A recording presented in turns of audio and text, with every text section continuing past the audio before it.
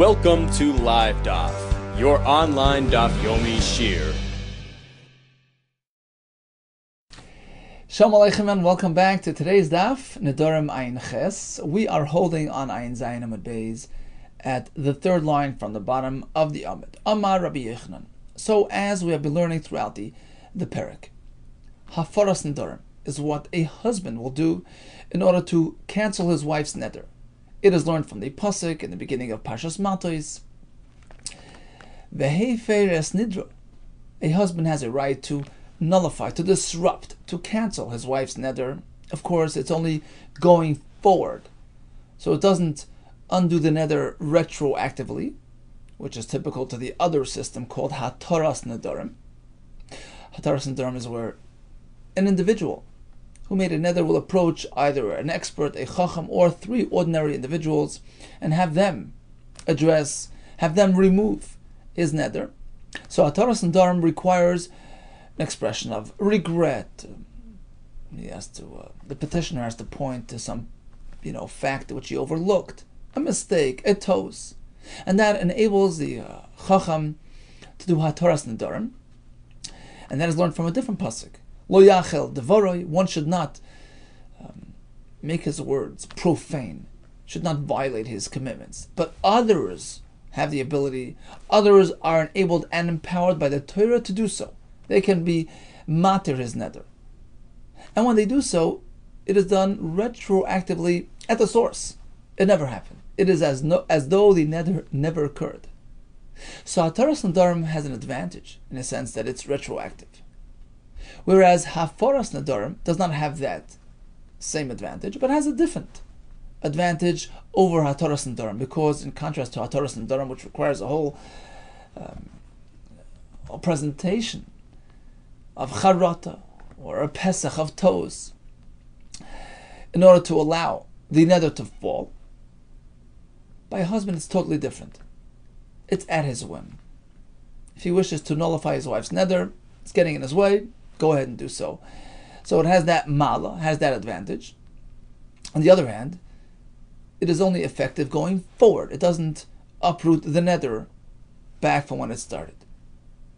So we have two distinct systems, Hafaras Nedarim and Hataras Nedarim. Hafaras Nedarim has an advantage where it doesn't need charata or pesach, but it's only going forward. Hataras Nedarim requires a more formal procedure, where charata or pesach tos is pointed out, and then it is uprooted retroactively. So typically, a husband will say, look, mufar, your neder's been mufared by me. It's been disrupted by me. So he uses that term to describe what he's doing, based on the pasuk of Veiferes Nidra, which indicates an activation of the hafara process. Whereas a chacham would use different language. He would say mutalach, like we say on Erev Rosh Hashanah, mutalach, which indicates an application of Hataras Nedarim. What if we switch the terms? What if a chacham chooses to use a lashon hafara, the husband's formula, and a husband decides to use the chacham's terminology, mutar? Does that work?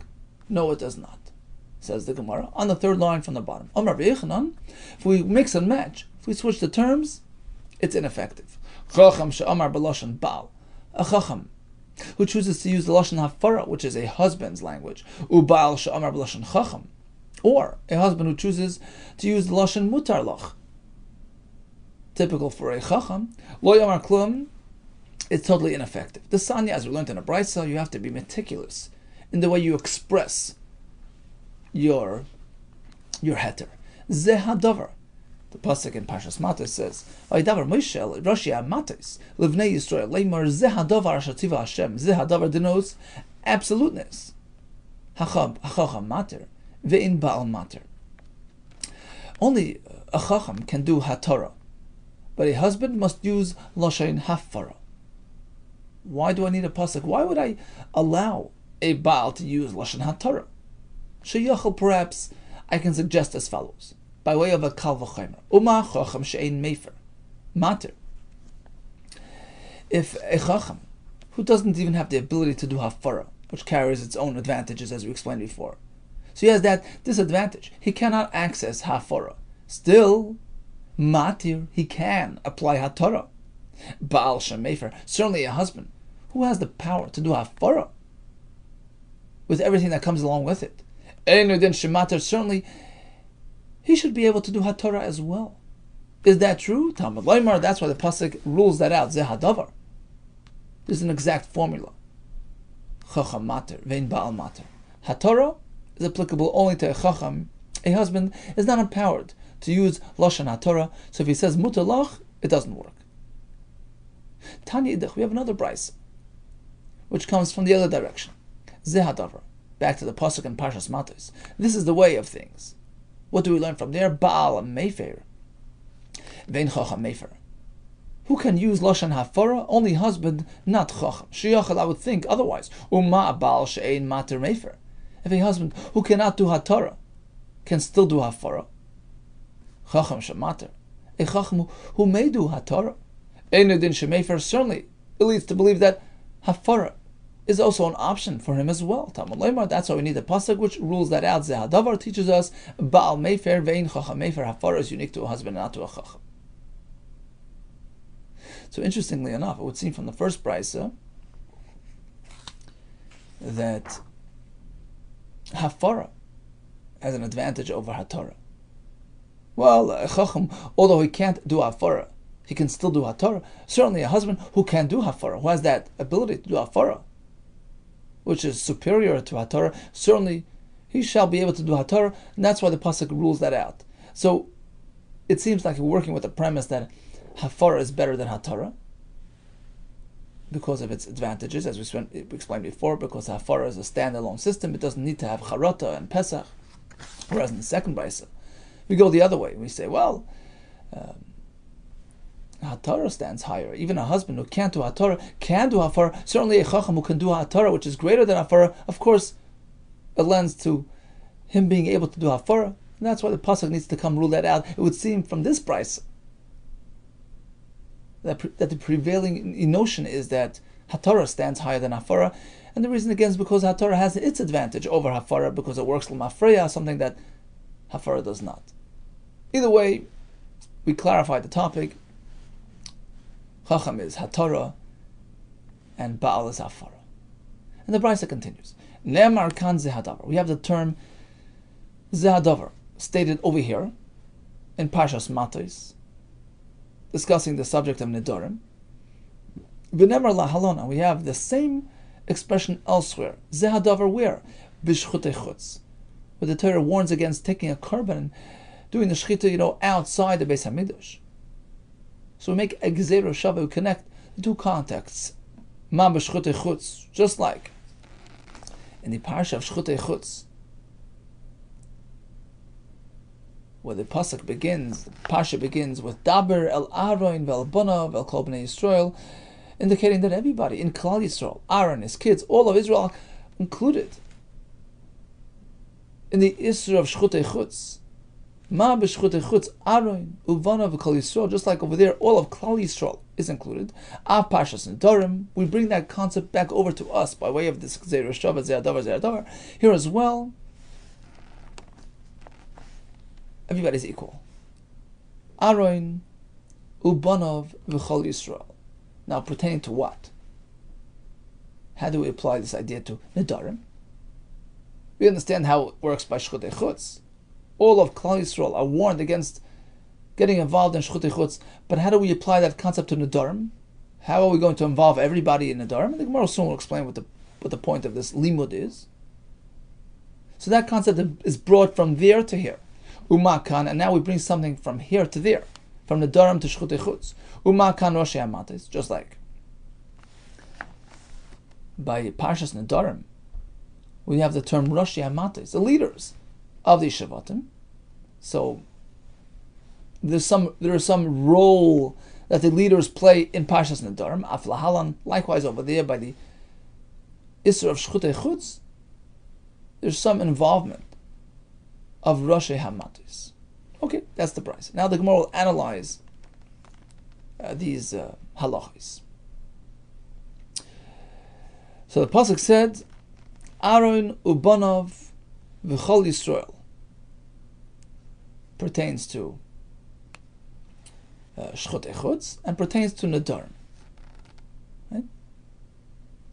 So, B'Parshas Nedarim L'may Hilchasa. In what way is Aaron and Banav and Kol Yisrael gonna, how are they gonna how are they gonna play a role in Parshas Nedarim? L'may Hilchasa, pertaining to what? Amar V'achvar Yaakov, pertaining to HaToras Nedarim. You want to know how many need to be involved? How many people must you approach for HaToras Nedarim? How big does that group have to be? That sort of bezdin, not really a bezdin, but how many people do you need to make your HaToras Nedarim? Amar V'achvar Yaakov lahachshir shloisha hedyotis. The Torah is telling you, you need 3 people. Right? But you don't need world experts. You don't need mumchen. Even 3, plain people are sufficient to do HaToras Nedarim. So that's what we learn from the Gzera Shava Zeh HaDavar from Shchutei Chutz. Just like over there, the Isser pertains to everybody, right? All amongst Klal Yisrael are equally affected, are equally warned against doing that Isser of Shchutei Chutz. Likewise over here, all of Yisrael potentially can be involved in HaToras Nedarim, even if you're not a world's expert, even if you're just a Hedyot. Now the Ran points out, when we say Hedyot, we're not speaking about an unlearned fellow, just a fellow off the street. You have to have some qualification, some level, level of chachma, of expertise. He says it doesn't mean a big Talmud Chacham. Rather, it means a fellow who can understand. You explain to him a svara and what you're trying to do and what's going on, and he'll understand. If you explain to him, he'll understand the process. Right? So that's enough. And that's what the Gemara means when it says Hedyotos. And the Tosfos points out, so how do we know it's 3? What does it say 3 in the Pasuk? So he says that, we're going to see in a minute that there are 2 venues for HaToras Nedarim. Either a Yachid Mumcha, you can approach an expert. One person alone, if he's an expert, he can do HaToras Nedarim. And then we have this drasha, which tells you that, you don't necessarily need the words expert. Even Shleisha Hedyotis works. Right? So, how do you know it's 3? So the Tosfos says, the fact that the Torah is allowing you to do it, even if it's not a mumcha. So the Chazal assumed that you need at least 3 people involved, which is like a bezdin, because after all, what you're doing here somewhat resembles, it relates to the concept of a din, right? They have to analyze it and be matter it. It presents as a din, it's packaged like a din, so you need 3 individuals, just like you would have 3 dayanim in a bezdin. So explains Tosfos on the side here. Okay, so bottom line is, we connect Parshas Nedarim to Parshas Shchutei Chutz, just like over there it pertains to all citizens, all of Klal Yisrael are affected by that Isser. Likewise, HaToras Nedarim can be executed by anybody, even Shleisha Hedyotis. Asks the Gemara, what do you mean? Take a look at the pasuk over here in Parshas Nedarim, which indicates otherwise. You need an expert. The pasuk says, Hashem tells Moshe, "Vayadaber Moshe el Roshei HaMatos." He tells the leaders of Klal Yisrael to engage in HaToras Nedarim, which indicates that it's something which only a leader can do, only an expert, only a mumcha. V'Roshei HaMatos Amar Chizda v'Yitem Rabbi Yechanan b'Yachid Mumcha. You're 100% right. The pasuk, which mentions Roshei HaMatos, indicates to us that there is another method of HaToras Nedarim which will be performed by an expert. If you only have one, he must be an expert. B'Yachid Mumcha. Some learn it needs to be a fellow with smicha, somebody who was authorized by his Rebbe, and his Rebbe by his Rebbe, all the way from Moshe Rabbeinu. The Ran himself disagrees. He says you don't need a samoch. You don't need somebody with smicha, but somebody that's really an expert, an outstanding expert. Otherwise, you would take 3 plain individuals, which we do today on Erev Rosh Hashanah. We do Asteres and Nedarim with 3 members of the shul. So bottom line is you have 2 options. Either you go to a Yochet Mumcha or to Shloisha Hedyotis. Continues the Gemara. Rosh HaMatos b'Shchutei L'may Hilchasa. So now once we connected Pashas and Nedarim to Shchutei Chutz, and this Gzeir Shava allows us to draw back and forth. We take something mentioned over there and we bring it over to us.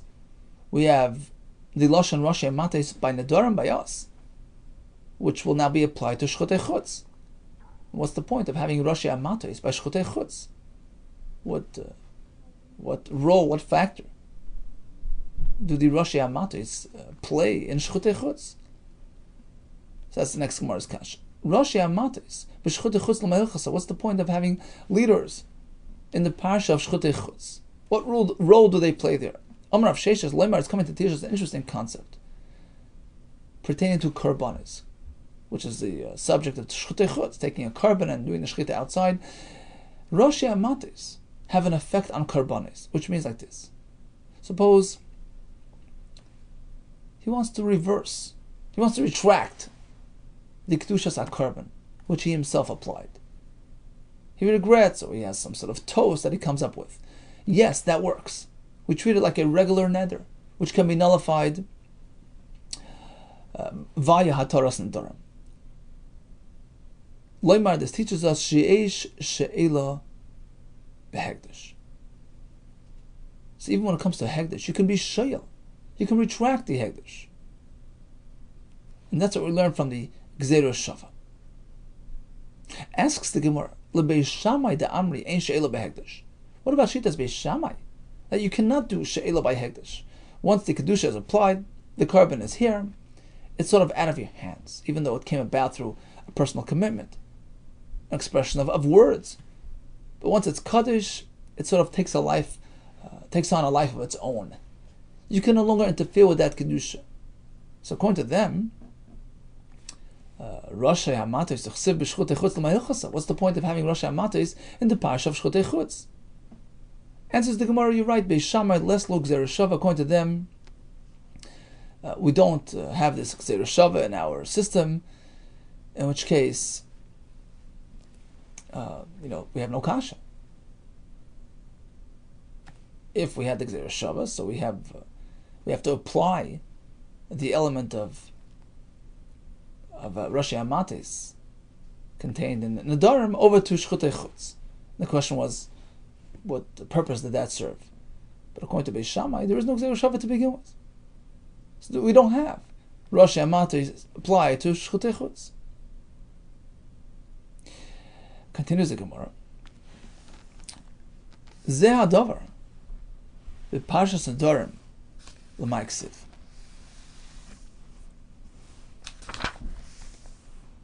So according to Beis Shammai, who don't activate this Gzeir Shava, which was based on the words Zeh hadavar. Right? So according to them, what's the point of Zeh hadavar? What is it coming to teach us? Zeh hadavar b'Parshas Nedarim l'may ksiv. Answers the Gemara, Loimar is going to teach us the halacha that we mentioned earlier, that one must be specific and exact in the way he addresses a neder. Loimar chacham mater ve'ein ba'al mater. Hataras Nedarim is unique to a chacham. A baal cannot use the lashon mutar. Likewise, when it comes to hafara, that is unique to the husband. Baal mefer ve'ein chacham mefer. Okay, so that is all learned from the words Zeh hadavar mentioned in the Parshas Nedarim. What about the term Zeh hadavar mentioned b'Shchutei Chutz? What is that coming to tell you? L'may ksiv. Loimar coming to tell you something else. Al hashchita chayev ve'en chayev al hamalika. Suppose a person takes a bird which was kaddish.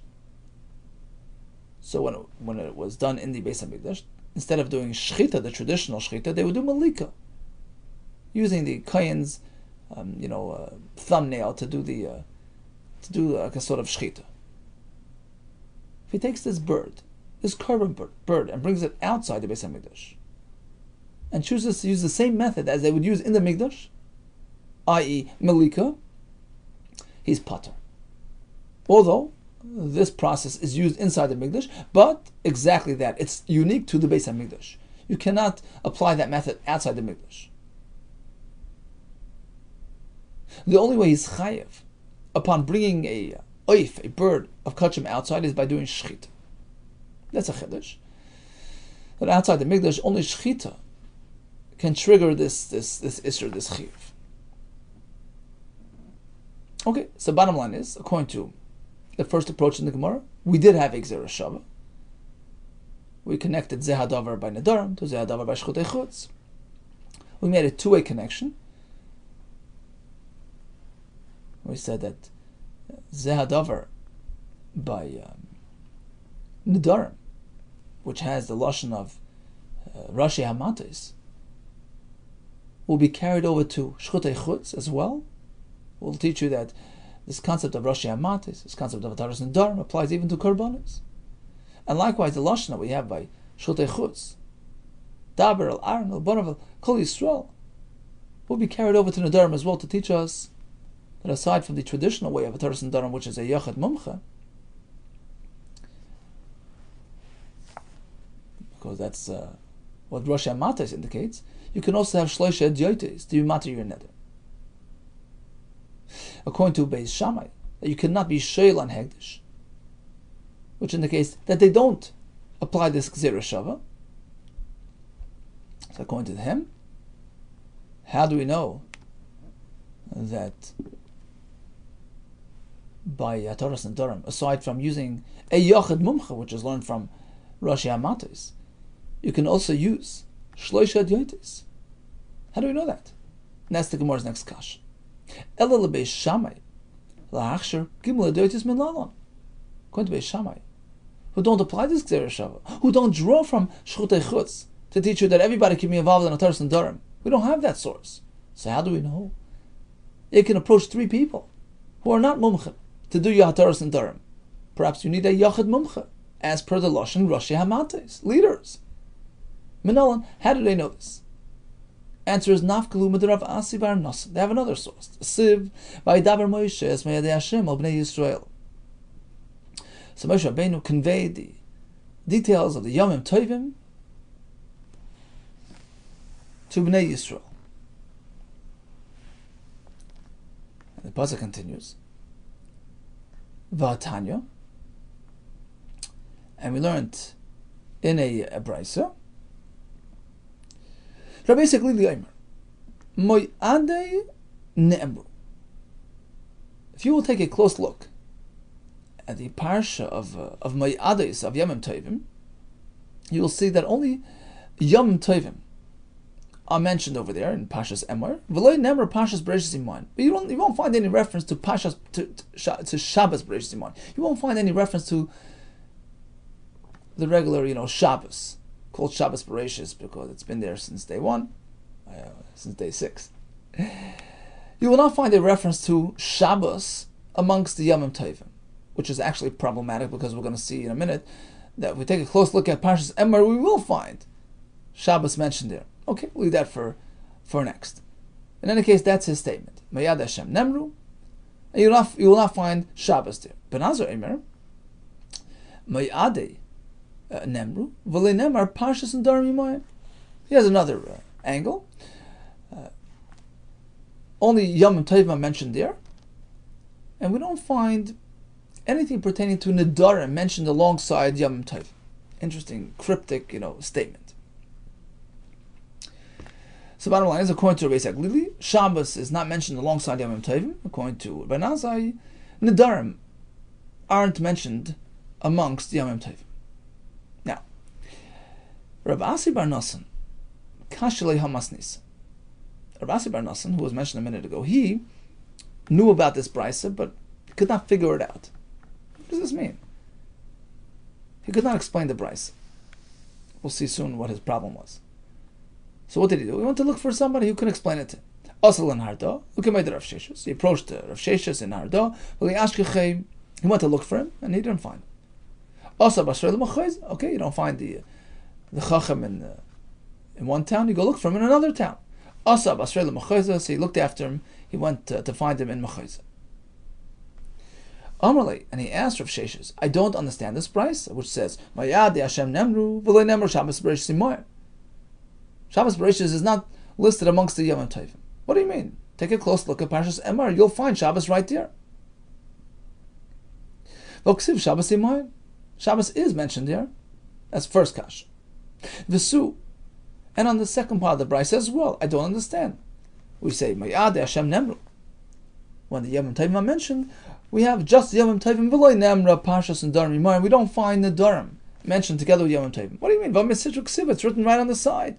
We are in Parshas Pinchas, where you find all the Yom Tovim, and right afterwards, in beginning of Parshas Matos, this is the Parsha of Nedarim. There you go. It's right next to Yom Tovim. What does the Raisa mean to say that Yom Tovim are separate from this and from that? So Sheshes had the proper understanding of the Brisa, and he says like this. The Brisa meant as follows. The pasuk says, Eila moyade Hashem. Eila is a separation, a miut, an exception. Coming to tell you that there are certain elements which are unique to Yom Tovim, unfound by Shabbos. There are certain halachas which are exclusive to Yom Tovim, not present in Nedarim. Amalei Achitam. Mayadi Hashem tzrichen kiddush bezdin. In contrast to Yom Tovim, which need to be established by the bezdin, who established the calendar system based on the lunar sightings, etc. So bezdin ultimately is the one who makes the kedushas hayom tov. Shabbos Bereishis ain't tzricha kiddush bezdin. When it comes to your regular Shabbos, don't get bezdin involved. They don't have to count today as Sunday and tomorrow as Monday and Tuesday till we get to. It's not necessary. It's not part of their mandate. It's a natural kedusha coming from Shammai. So that's the first part of the Bryce. It wasn't a question of placement of where Shabbos is stated. It was a question of categorizing it. Yom Tovim are established by Bezdin as opposed to Shabbos, which is heaven sent, godly, God made. Next point, contrasting Nedarim to Moyadim. Moyade Hashem tzrichen mumcha. Vein Parshas Nedarim tzrichen mumcha. In contrast to Moyadim, which are, Bezdin triggered, Bezdin established, which need mumchim. Right? The pasuk says, Elu Moyade Hashem asher tikru oisam. These are the leaders, and Moshe Rabbeinu, Aaron HaKohen. Those are the ones. Those and the Chachamim and their Talmidim. You need mumchim. So Moyad Hashem tzrichen mumcha. Ve'ein Parshas Nedarim tzrichen mumcha, but to nullify a neder, you don't need to be a mumcha. Afilu bezdin shalat yoitos. There you go. This is an alternate source for the concept of bezdin shalat yoitos. This is going to be the raya that even three adyotis can involve themselves in Ataras Nedarim. This was needed for Beit Shammai, who did not have the Gzera Shava, which provided the first source. Asks the Gemara, what do you mean? A regular person could do Ataras Nedarim, but Parshas Nedarim, Rosh Hamatos Ksiv, the pasuk clearly says you need a leader, Rosh Hamatos. You're right. We have two distinct venues for Ataras Nedarim. One method is Shloisha Adyotis, one method is a Yachid, if he's an expert. So ultimately, there's no machlokes. Everybody will agree that there are two ways to do Ataras Nedarim. Either by way of an expert on his own, learned from the pasuk Rosh Hamatos, or by way of three individuals who have some, minimal, level of education, etc. Mizbur le'besaver, the Ran says, you explain to him what's going on, he'll comprehend. That's enough, to cross the threshold of qualifying for to be a member of this so-called Bezdin, doing Ataras Nedarim. And that halacha is learned from one of these sources, either by way of the Gzera Shava from Shchutei Chutz, where it says Aaron and Bonav and Kol Yisrael. It's something which is available for anybody, or the most recent makar, which is Eila Moyade Hashem. Only the Moyadim need to be addressed by the Mumchen as opposed to Nedarim. Continues the Gemara, Amar Chanina. Hashoisik amanas l'meikat. So if a husband is mekayim the neder, okay, it's confirmed. If he's mefer the neder, it's over. What if he's just, indifferent? He's shoisik. He's mulling it over. He's considering it. So then he has until, the day's up to make up his mind. But let's say he's not just, responding passively. He's doing it in spite. Shoisik amanas l'meikat. We have by gneva, a person steals out of spite, to tease his opponent. Here, this rude husband is doing the same to his wife. He's pretending that he's going to let the neder stand. So he's playing games. He's planning on doing hafara, but he's going to wait it out. He's going to drag it out. He's being quiet in order to spite her,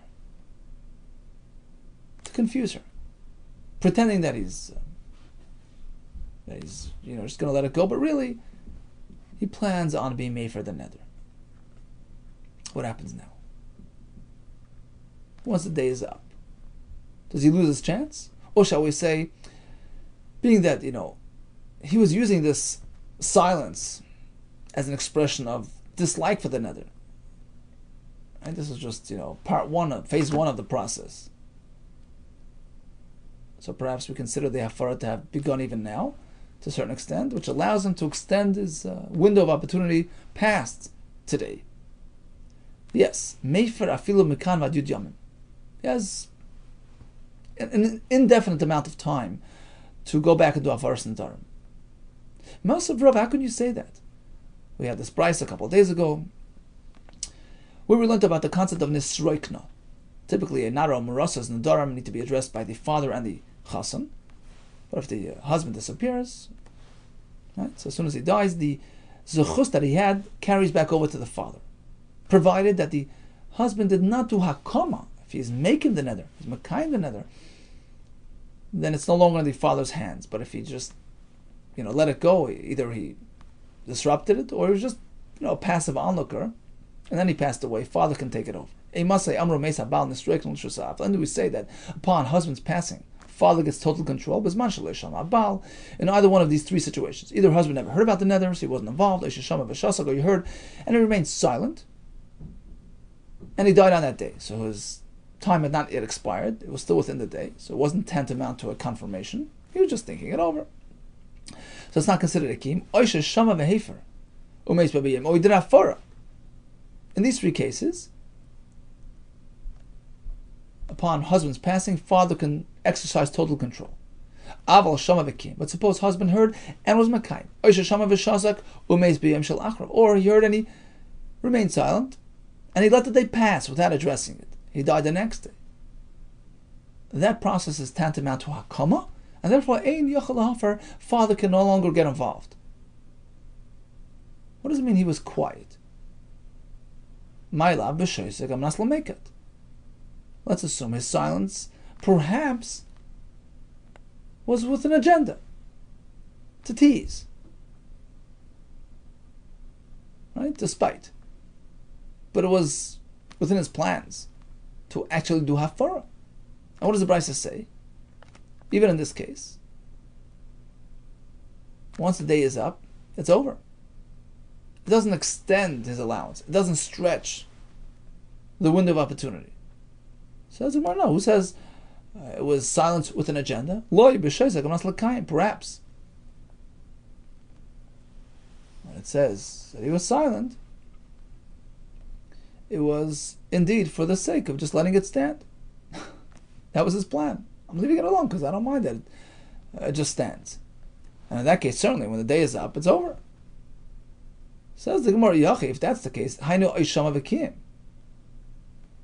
If he's trying to be Mekayim it, as we're going to learn in a minute, that actually tomorrow, Bez Hashem, that when it comes to Kiyim, even a non-expressed Kiyim, even a Machshava B'Liboy, is enough to be Mekayim and Neder. So if that's the case, that the shtika here was with the intent of being Mekayim and Neder, not to facilitate a future hafara. Rather, he wanted it to stand. So that's exactly the next scenario described in the Brisa, Shama V'Kiyam. So why the repetition? Ela b'sheisuk stam. We have a third option. Maybe the shtika was without any absolute, plan. He was just thinking it over. He wasn't thinking kiyam. He wasn't thinking lamekat. He wasn't thinking hafara. He was just, taking his time. So in that case, it's certainly not considered hafara or a kiyam, in which case he has until the day is over to think it over. And if he doesn't come back and address the nether, right? Yishama v'shasak and died the next day, it's over. Once the day is up, he lost that opportunity to do hafara. So bottom line is there are three possible forms of shtika. You can do the shtika with the intent of kiyam, in which case he's really thinking kiyam. That's like a kiyam. You can just have a shtika without any plan, in which case, we wait until the end of the day. If he comes back and does hafara, fine. Otherwise, it's tantamount to kiyam. Our shaila was by Shoisag of Nasla Mekat. He intends on doing hafara, but just not now. I'm going to delay it a little bit. I'm going to make it an agonizing process. That's our question. Or do we say, well, we treat it like a regular shtika, in which case it's until the day's up and no more? Or shall we say it's like the beginning of a hafara, because that's really what he intends on doing, and that extends his ability further, past the day. And Be'ezus Hashem will continue tomorrow, but Rabbi Chanina was the one who said that, we treat it as such, and this allows him to do hafara even mikan ba'ad asara yamim. Okay, so in summation, we started with the halacha of hafara versus hatara. A chacham must use lashon hatara, a baal lashon hafara, as learned from the pasuk zehadavar. How do we make hataras nedarim? Either by way of a yachid mumcha, which is learned from the lashon rashi hamates, or by shleisha hedyatis, which can be learned either through Gzera Shava from Shchutei Chutz, or the diuk of Elam Yadei Hashem, which needs mumcha as opposed to Nedarim, which don't need a mumcha. And we started discussing an interesting scenario of Shoisag Am Nasla Mekat, which according to Rav Chanina allows him to do hafara even past the day of. All the best to you and Hatzlacha Rabbah.